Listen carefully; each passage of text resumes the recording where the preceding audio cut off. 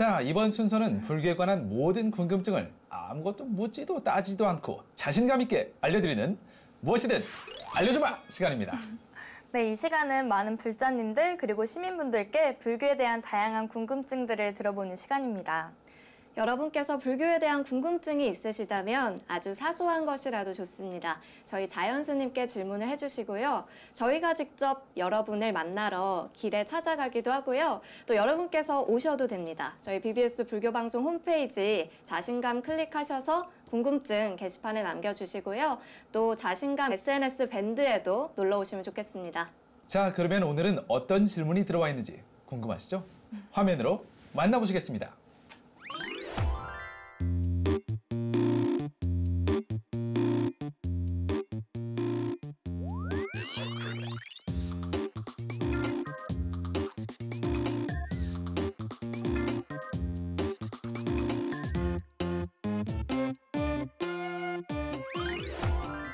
네, 1년 중 가장 큰 불교의 축제가 아닐까 싶은데요. 연등에 다들 동참해 보셨나요? 그런가요? 연등에 사실 노가다의 시간이라고 하죠. 네. 네, 연등을 다느라고 팔이 빠질 것 같은. 네. 아니 그거 말고 연등에 하면 서울 같은 경우는 이렇게 동대나 이런 데서 모여서 그 운동장에서 모여서 조계사 있는 데까지 뭐 행진하고 네, 이런 것도 행렬. 있거든요. 네. 그다음에 여기 이제 불교 방송에서도 그거를 중간중간에 이렇게 배치가 돼가지고 그걸 중계를 해주고 그때 그런 거 하시지 않으셨어요? 네, 저 직접 현장에서 네, 생생한 불자님들 현장을. 네, 만나서 전해드렸습니다. 그때 워로 스님과 함께 했었는데 앉아있을 때는 네. 좀 편하고요. 만약 걷는 쪽으로 가면 그게 인생이 그렇게 쉽지는 않습니다. 네. 그래서 저도 걷는 쪽에 있으면서 앉아있는 사람들 보고 야 저건 좀 날로 먹는 거 아니야. 같이 걸으면서 방송을 해야 되는데 네. 라는 생각들도 했었어요. 근데 이 연등을 가지고 이렇게 시가행진 어떻게 보면 요즘 같으면은 퍼레이드 비슷하게 하는 건데요.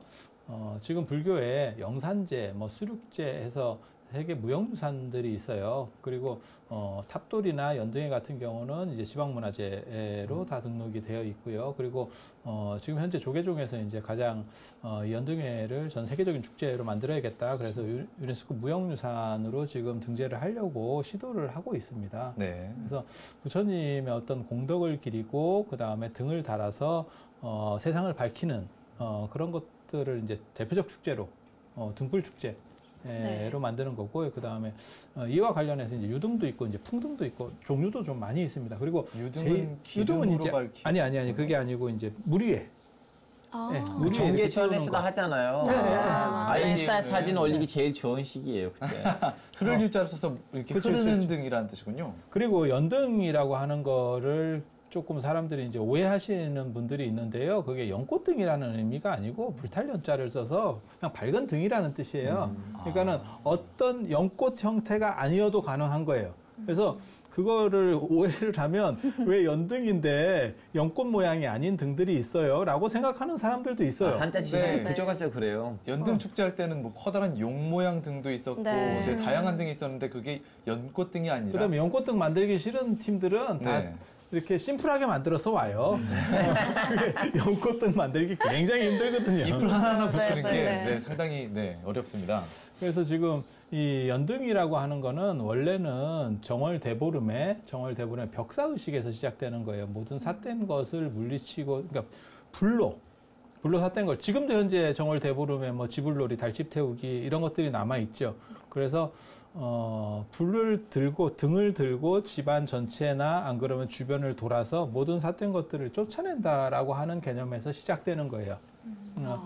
그래서 정월 대보름에 원래 한번 이런 식으로 하던 거를 이제 부처님 오신 날로 부처님 오신 날도 같이 했었던 것 같아요. 정월 대보름 때도 하고 부처님 오신 날에도 하고 1년에 여러 번 이런 행사들이 있었던 것 같아요. 근데 아주 뭐 자주 할 수는 없고요. 왜냐하면 예전에는 이게 기름이 비싸서 함부로 할 수가 없습니다. 그러니까 여러분의 생각을 잘 하셔야 되는 게 예전에 밤에는 진짜 불이 없었습니다. 기름은 제가 그래서 그런 얘기 안 해드렸나요? 전세로 고향이나 이런 데 옛날 사극 같은 데 보면 뭐 이렇게 가난한 사람이 호롱불 켜놓고 이렇게 삭바느질 해가지고 이렇게 좀 여자분이 이렇게 그러니까 품값이라도 벌고 이렇게. 그런데 사실 알고 보면 그 품값이 기름값만 또 못하다고. 그 취미 생활하는 겁니다. 왜냐하면 기름이 굉장히 비싸요. 네. 지금하고 상황이 완전히 다릅니다. 굉장히 비싸요. 그래서 함부로 등을 켤 수는 없어요. 그러니까 등을 켠다라고 하는 것은 상당히 이게 어떻게 보면 고급 문화입니다. 그리고 이제 등만 키워서 끝나는 게 아니고 탑도 돌고 이제 같이 다 막 이루어지는 거예요. 그래서 정월대보루 불의 행사도 있고 그 다음에 지난번에 이제 출가 열반제일 때 탑돌이 문화도 있고 그게 다 어떻게 보면 불의 문화들이 부처님 오신 날을 통해서 모든 삿된 것들을 물리치고 세상을 밝게 한다라는 의미가 결합되면서 아마 연등이 4월 초파일 부처님 오신 날로 이렇게 옮겨 붙는 것 같아요. 그리고 그렇게 옮겨 붙인 사람으로서의 최초 기록은 최우라고 하는 사람이 나중에 이름을 최희로 바꾸는 사람인데 무신정권 때 최충원 아들이에요. 고려시대. 네, 최충원 아들. 그렇게 해서 이분이 이제 불교를 후원하는데 그 불교 세력이 누구냐면 송광사입니다. 송광사의 보조국사 진울 스님의 그러니까는 다음 때에 이어서 무의자 진각국사 해심이라는 스님이 있어요. 그분을 이제 지원을 하고 그런 식으로 해서 불교계를 약간 재편하려고 하는 그런 부분들이 있었어요. 그래서 문화행사에서도 부처님 오신 날을 성대하게 키우기 위해서 아마 초파일 저녁에 이제 연등을 키는 그런 문화를 활성화시킨 것 같아요. 그리고 이 연등은 굉장히 재밌는 게 조선시대 때는 통금이 있었거든요. 통금이 뭐 철저했었습니다. 그런데도 조선시대 때도 부처님 오신 날 이 연등을 켤 때는 그때는 통금이 해제가 됩니다. 네. 그래서 통금 해제시켜주고 그다음 축제가 이루어지는 거고 그래서 동국세시기 같은 데 보면 다양한 등 이야기가 나와요. 그러니까 지금 요즘 현대 등을 보면 굉장히 다양하거든요. 근데 사실 저희 예전에 그러니까는 뭐 한 몇십 년 전만 하더라도 등이 그렇게 다양하지 않았어요. 절에서 등들도 그렇고 굉장히 단촐했었거든요. 그런데 요즘은 굉장히 다양한 등이 있는데 조선시대 기록을 보면 오히려 다양한 등 얘기가 나와요. 그래서 뭐 학이라든지 사자라든지 호랑이라든지 그래서 요즘 부처님 오신 날쯤에 가면 절에 앞에 이렇게 장엄등으로 막 이렇게 배치해 놓는 경우들도 있어요. 네, 굉장히 크고 화려하더라고요. 그래서 전문 인력이 필요한 경우도 있고 그게 이제 신도들이 할 경우에는 절단이 납니다. 제가 부처님 오신 날. 아까 전에 스님께서 이 연등회 기원을 말씀해 주실 때 정월대보름을 말씀해 주셨고 벽사의 의미를 갖고 있다고 말씀해 주셔서 정월대보름이면 우리나라 쪽에서만 거의 제가 하기로는 지키는 걸로 알고 있고 인도까지 안 흘러가는 것 같거든요. 보니까 최초 기록도 고려시대 최후의 기록을 말씀해 주셨고요. 그러니까 동아시아 전통인 거예요. 전 연등회가 부처님 당시 또는 뭐 인도에서부터 건너왔을 것으로 생각을 했어요. 정월 대보름이 그런 거고 네. 이렇게 등을 키는 문화는 인도에 있었던 거예요. 네. 그게 이제 제일 유명한 게 현우경에 나오는 빈자 1등 이야기.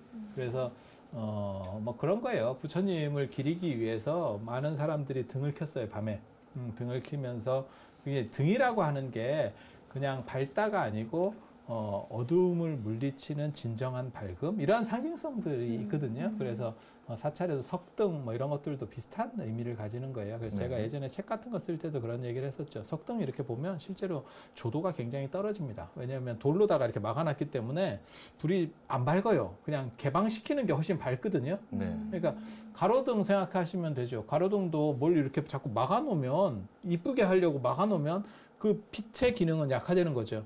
근데 그렇게 막아놓으면 디자인을 통해서 뭔가 상징성을 주는 거거든요. 그래서 석등도 그런 식으로 부처님을 상징하는 빛이라는 개념이 존재했던 거예요. 그래서 등에도 그런 상징들이 많이 붙을 수 있는 요소들이 있어요. 그래서 인도에서 그 빈자 1등 이야기를 보면 이제 부자들은 큰 등을 키고 막 이렇게 했는데 가난한 사람이 구걸을 해서 조금 기름을 사서 등을 켰대요. 그렇게 했는데 밤이 다 지나고 나서 등이 안 꺼지는 거는 그 사람 등밖에 없었대요. 그게 이제 신심 있는 것은 아무도 꺼트릴 수 없다. 이렇게 해서 이제 해가 밝아진 뒤에 등이 타고 있으니까 이제 아까운 거죠. 그래서 이제 스님들이 이제 그걸 불어서 끌려고 했어요. 근데 안 꺼지더라는 거예요. 그래서 나중에는 부처님 제자 중에 목건년이라고 하는 분이 있어요. 이게 신통력이 가장 네. 뛰어난 그런 캐릭터인데 부처님 제자들이 그게 굉장히 재밌습니다. 어벤져스 같아요. 각각의 캐릭터들이 딱 있어요. 굉장히 재밌습니다. 그래서 신통이 뛰어난데 그 양반이 이제 그걸 다 끌려고 해도 못 껐다는 거예요. 안 꺼진다는 거예요. 그래서 부처님 저거는 도대체 무슨 등인데 안 꺼집니까? 라고 그랬더니 신심 있는 등은 신통이나 이런 걸로 끌 수가 없다. 그러니까 진정 그 사람이 어떻게 보면 우리식으로 말하면 지성이면 감천이다라고 하는 그런 이야기죠. 네. 그래서 얼마나 크고 부하냐가 문제가 아니고 그 사람이 어떤 마음을 가졌느냐라는 게 목적인 거예요. 그래서 꼭 연등회뿐만이 아니더라도 부처님 오신 날 불교에서 이렇게 연등들을 답니다. 거기서 이제 중요한 것은 꼭 큰 걸 달고 그 다음에 앞쪽에 달고라기보다도 내가 얼마나 소중한 마음을 가지고 부처님을 닮아가려고 하느냐, 내 기준으로서 어떻게 부처님을 삼느냐. 마치 관세음보살이 아미타불을 머리에 정대하고 멘토로서 이렇게 딱 받들듯이 그렇게 나를 반듯하게 세우는 그런 마음이 중요한 거지 크기는 그렇게 중요한 건 아니에요.